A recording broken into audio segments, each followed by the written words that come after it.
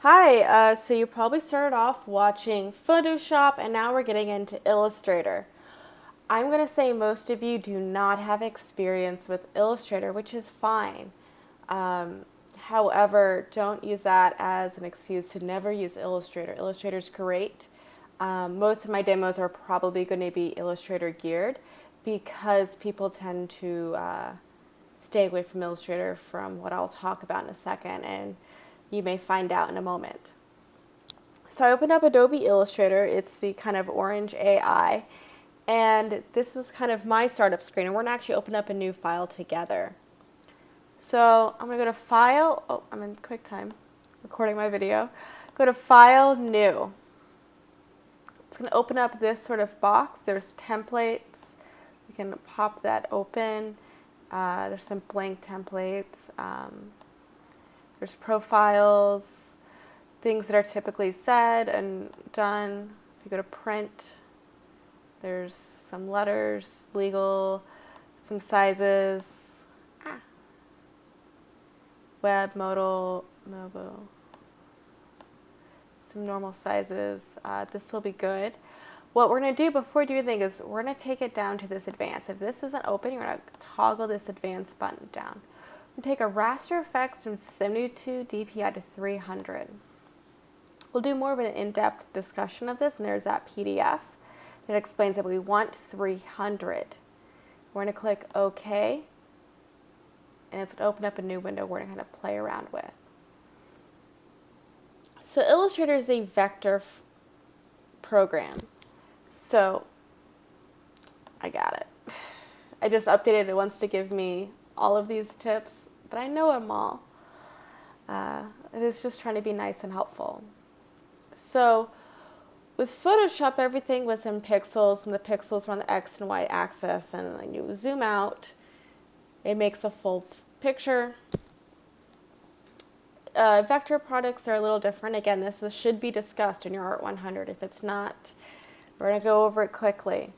So it is on the X and Y axis where you plot points. Now I opened up parabolas in Google Chrome to kind of explain to where this comes from. So way back when, depending on when the last math class you've taken was, mine was over 10 years ago, but you had your X and Y axis in your quadrants, 1, 2, 3, 4, whatever. Again, it's been 10 years, but the point is you plot points, and between each points you have a path or a line that connects them, and depending on where the points are within sort of the X and Y axis or whatever quadrant they are, they will create maybe a straight line or a curve depending on what code you're using, not code, equation. Ooh. Any of you math people, don't yell at me, but that's kind of how it works. And it tells you how everything plots down.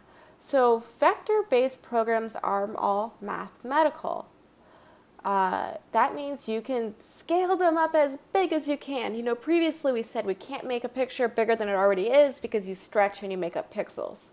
Well, everything's math-based, so you can make a vector file giant. And that's what makes it great for designers who are looking with billboards, large files, small files, little tiny things. It looks great at every size. Illustrator's great for illustration, drawing, shapes, typography, not so much photography, and that's where it's sort of the difference. A lot of these first few assignments, I'm going to probably do an emphasis within Adobe Illustrator.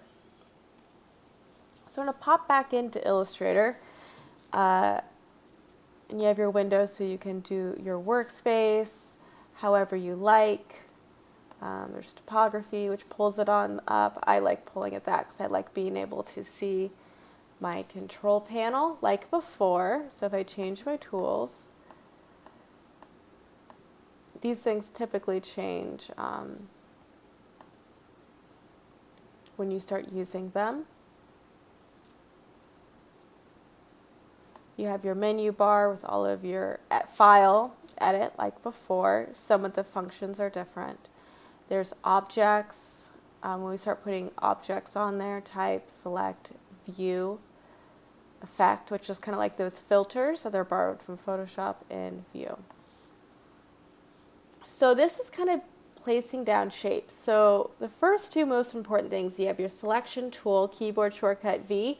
It selects big objects, big shapes, and your direct selection tool, which is sort of narrow it down.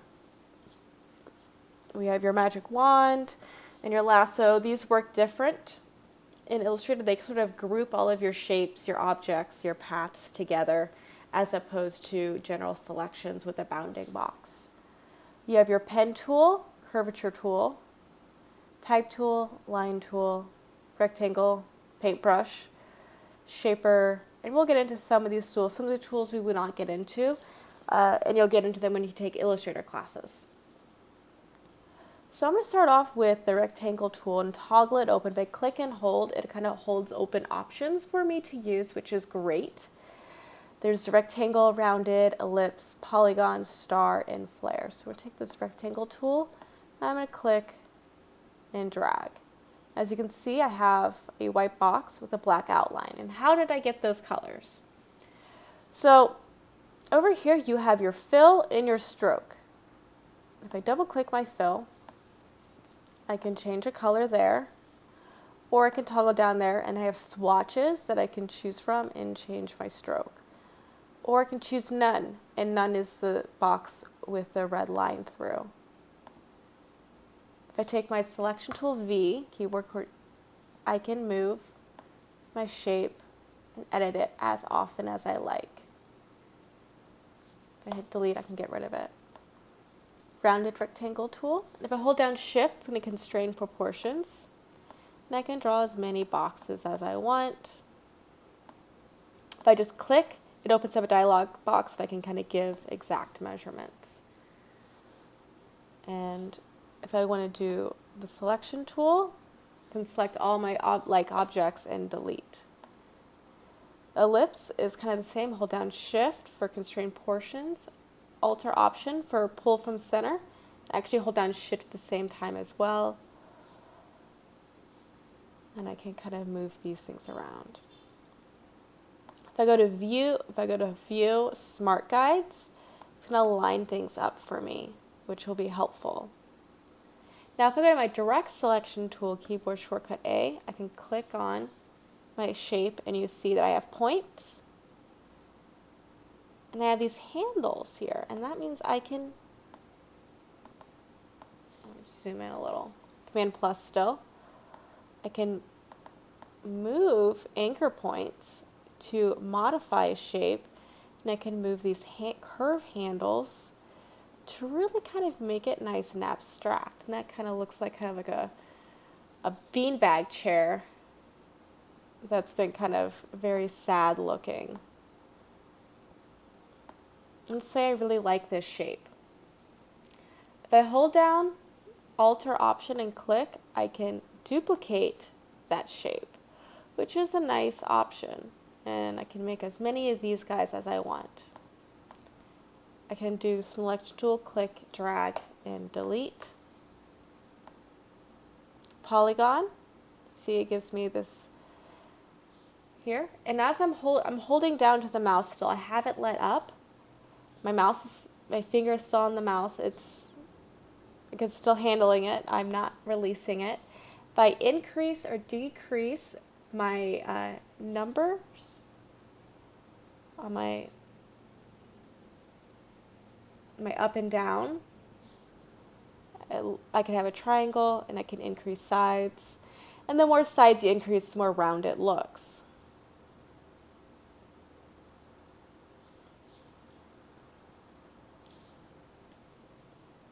Again, go to keyboard shortcut V, I can move it around. It gives me an equilateral triangle. Again, we're looking at some geometry, but I can really adjust as well. Now see these little nodes there? I can pull that in and give it something more of a rounded look if those are options and available.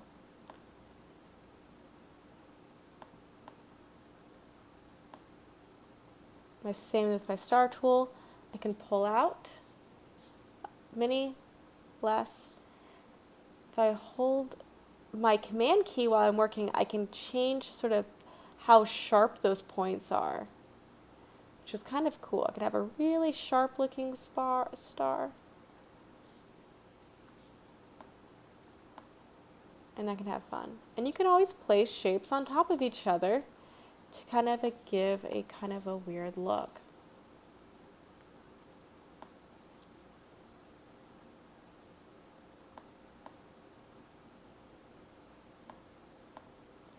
Maybe I want this to be bigger. I want to hold down Alt or Option as I size up because I want it to come out from the middle.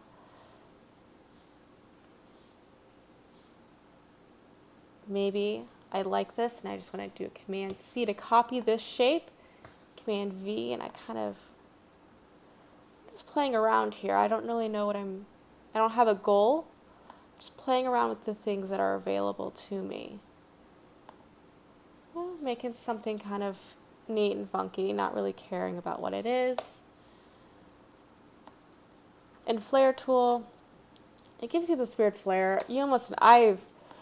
I have never found a reason for it. I don't like it. If you find a reason, there's some tutorials that will have you use them. Go for it. I've never liked it.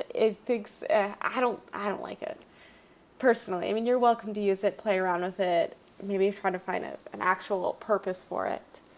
So now I want you guys to kind of play around. In our next video, we're going to talk a little bit more of the in-depth things. We're going to talk quickly about the pen tool, artboards, and layers. So I'll see you in our next video after you've played around a bit. Sometimes playing with no real intention or goal, you have some fun with it. And I'll see you in the next video.